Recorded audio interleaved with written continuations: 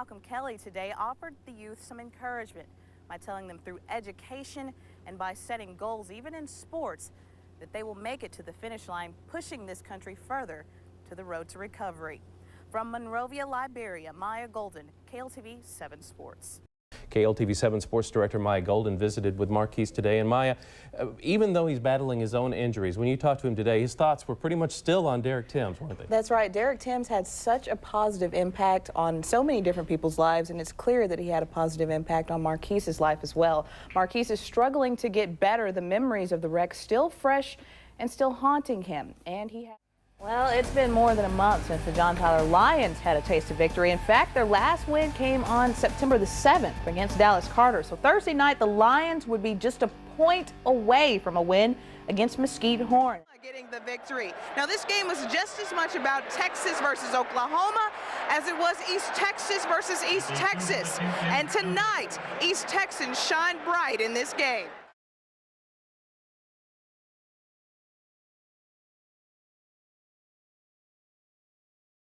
And as KLTV 7 Sports Director Maya Golden shows us, Malcolm Kelly is making a political impact as well. Here's her report, all the way from Liberia. It has been an emotional day full of surprises, and the biggest, our meeting with Liberian President Ellen Johnson Sirleaf. How are you? Pretty good. She is the first female president in Liberia's history. Known as one of the world's Iron Lotus, she took to office after the country began rebuilding from the Civil War.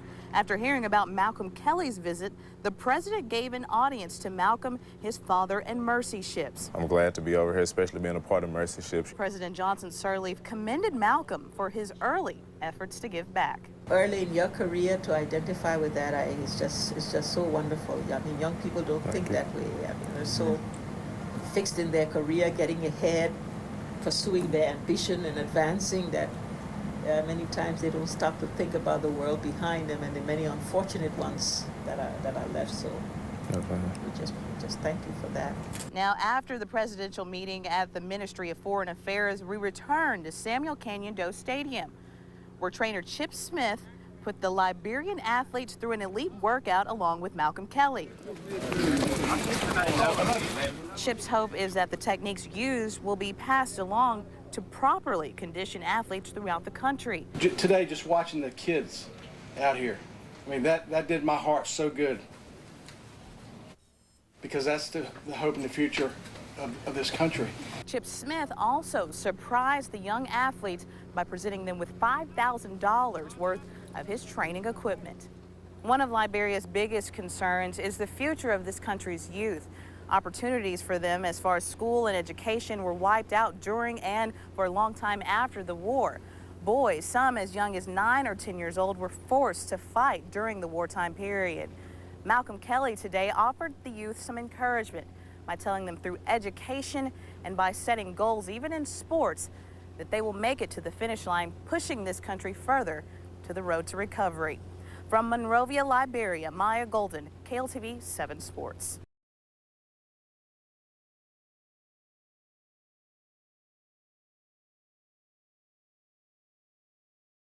You know, I didn't want to discriminate against myself, or, you know, I didn't want to tell myself I can't do this, or, you know, this is something that I can't do. I just went and did it. It is hard to imagine a world without sound, but that is life for Martel Van Zant. What most people would call a handicap, Martel simply ignored, approaching everything in life at full speed. It wasn't even a question of nothing about him being confident.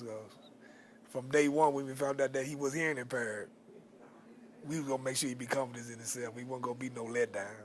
A lot of people said he couldn't do things, and he proved them wrong. Martel began playing football in the 7th grade at Tyler's Moore Middle School. He said I was cold back then. Football was a good fit for the already athletic Martel because the play calls are done through hand signs. Everybody on the team has to know these signals, so in a sense, everybody knows sign language.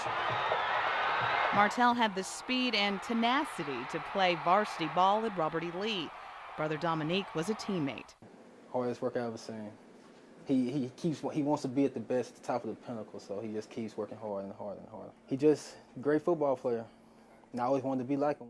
When I was like a junior in high school, that's when I really set my sights on playing in the NFL. Didn't know if I would have a chance or, what would be my possibilities to even get into college. Oklahoma State came calling. Former OSU coach and current LSU head coach Les Miles has a brother who is deaf. Martell said Miles' affiliation with the deaf community helped him decide to choose OSU. Colleges that graduate at different times. 2 weeks before training at Oklahoma State, Allie Lee became Martell's interpreter. An OSU fan, Allie heard his favorite team had signed Martell. Allie grew up in a family where his grandparents and parents were all deaf. He offered his services to the university. I thought, this is a pretty good opportunity, to work with him and, be involved in football because it was something I really enjoyed. It's been a real pleasure being able to work with him and to see him come in as a freshman and then mature into this man that he is now and see him take on these responsibilities and just be humble the whole time has been a real inspiration to me. For Martell, Allie has become much more than an interpreter. I don't know, he's kind of like maybe a brother or a second father or something. It's been real exciting working with Allie. As a Cowboy, Martell had 127 tackles. His best season, his junior year, he finished with 2 interceptions and broke up 8 passes. His ability at cornerback attracted NFL scouts, but an ankle injury brought some doubt to Martell's future in the pros. During this weekend's draft, he wore a cast. I can kind of put a little more pressure on it now, so I know that it's healing. During February, Allie and Martell attended the NFL Combine, despite not receiving an invite. I just wanted to go and meet as many teams as I could. I was still had my ankle injury, and I just wanted them to see how I work with an interpreter, and let them just meet me. I know that there was Kenny Walker was the last deaf player in the NFL, which was 20 years ago. So, I wanted them to have, an idea of how I work with an interpreter and what they would have an idea of what it's like to work with a deaf person. Martell's courage received national attention. A movie is currently in the works about his life. He is the winner of the 2008 Giant Steps Award for the National Consortium of Academics and Sports. But Saturday will be Martell's biggest achievement. He will graduate with a degree in business management. He'll be the first of my mom's sons to graduate college, and that's his greatest achievement to me. NFL, that's fine. Your body can only last for so long, but your mind can last forever. Balancing football and my academics, it was really important to me. My education was most important to me. Martell is a hero and an inspiration. In Stillwater, he mentors a young elementary student who is deaf. In many ways, he's a mentor to anyone who doubts themselves. I would like to tell all the people that, all the deaf kids, the deaf athletes, and hearing athletes, it's don't say I can't do this or don't let people tell you that you can't do this. It's not even, that should be a word that you don't even have in your vocabulary. When they ask you to do something or it's something that you want to do, go do it. Just show them that you can do it and that you're willing to do anything, and they'll take the chance and be more willing to accept you and give you the opportunity. Tonight, KLTV7 Sports Director Maya Golden visited with Marquise today. And Maya, even though he's battling his own injuries, when you talked to him today, his thoughts were pretty much still on Derek Timms, weren't they? That's right. Derek Timms had such a positive impact on so many different people's lives, and it's clear that he had a positive impact on Marquise's life as well. Marquise is struggling to get better. The memories of the wreck still fresh and still haunting him, and he has his own physical recovery work ahead of him as well. At just 18 years old, Marquise Warren has learned a lesson some never learn their whole lives. See that you can actually be here one day and the next day you're gone. And if God has a plan for you, He's gonna fulfill it. In the blink of an eye, Marquise lost his best friend, Derek Timms. He had just told me to look down at the time. And then I told him it was 4:48. And then when I looked back up, it was a brown truck in front of her, and she was behind the truck. And I guess she was peeking or something, and she came over the line to hit us. Marquise has been in the hospital since the accident a week ago. But when he talks of that one moment, it's like no time has passed. Got out the car and I thought I could walk, but I fell face forward in some glass. I ain't been able to sleep. I have a lot of nightmares and stuff. Doctors had to put a plate in Marquise's pelvis to repair his broken hip. The surgery scheduled on the same day as Derek's funeral. I really wanted to go to the funeral. I had to get that surgery. He was real cool. He respected his elders. He really was a great dude. He ain't disrespect nobody. You can ask him anything. He'll take you home or anything. He was just that cool. Adding to his pain, the sad reality that his own high school football career is over. I was looking at a lot of colleges to go to. Scholarships, things like that. I had my whole year planned out for football. But through this tough time, Marquise is not going it alone. His room is filled with well wishes, and he's had a steady stream of visitors, including his teammates, coaches, and teachers. And this morning, a special word from someone sharing his pain, Derek Tim's mother. Just go on with your life and try to get well. For now, Marquise is thankful for the prayers said for him and his friend. He says he's facing a lot of hard work just to walk again, but he won't let Derek down. Work hard for Derek. Try to make it back. A lot of company and stuff telling me I'm blessed and lucky. God has a plan for me.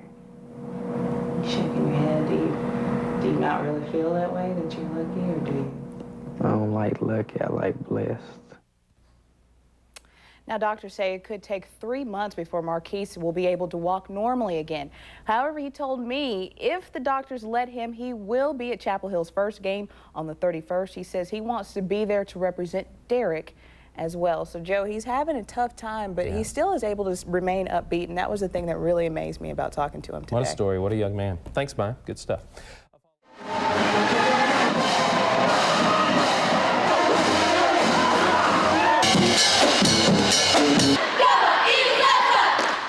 I knew he was going to get back. I knew he'd come back. I knew he wouldn't just ditch us. I knew, you know, he's a strong-willed guy. I knew he'd come back. It's safe to say the Canton Eagles believed.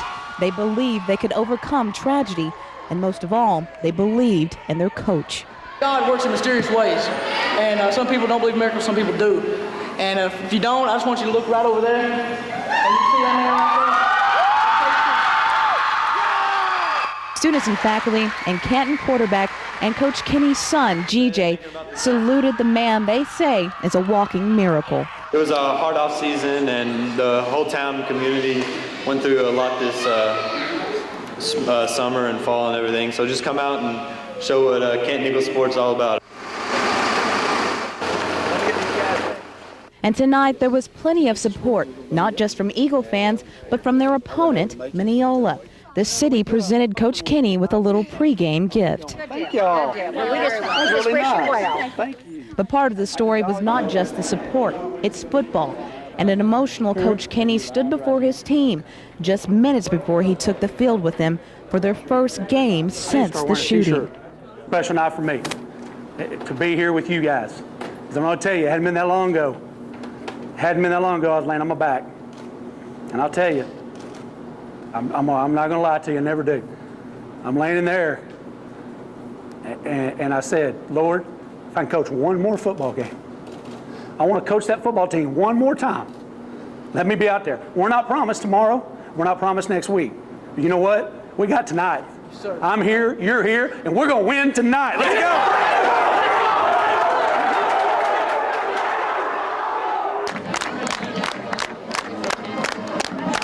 It's unbelievable is the only word I can use to describe it. It's pretty touching. To get on the goal line, we probably should be playing cash. He's bigger. We get him in for him. We don't need speed. We need somebody to fill a hole. It's wonderful to see him. He's an inspiration to even the parents, much less the kids. Hey, that's a tack on, isn't it? Hey, do you watch your flag? He has always loved football. That's been his life. He eats, breathes, sleeps it, and he felt like if he could show the kids that, you know, if you've got a heart, you can get through anything. I think we can throw the out to Ellis. I don't think they can stop it because he can beat his guy. The corner's going to bail. That safety's over the top. I think we can run the out route all day. Father and son back on the sidelines again. His family says GJ was determined to make his dad's night that much more special. Once we establish that, we need to throw the fade. Hey, we're gonna just throw the fade to the outside. He's excited. He's excited for his dad. He's excited. I think he's looking forward to putting the whole thing behind him. So this is the start of that. I'm proud of your dad and your brother. I can't even say more than this much. And if this story couldn't have had a happier ending, the Canton Eagles tonight went out and snagged the victory for their coach.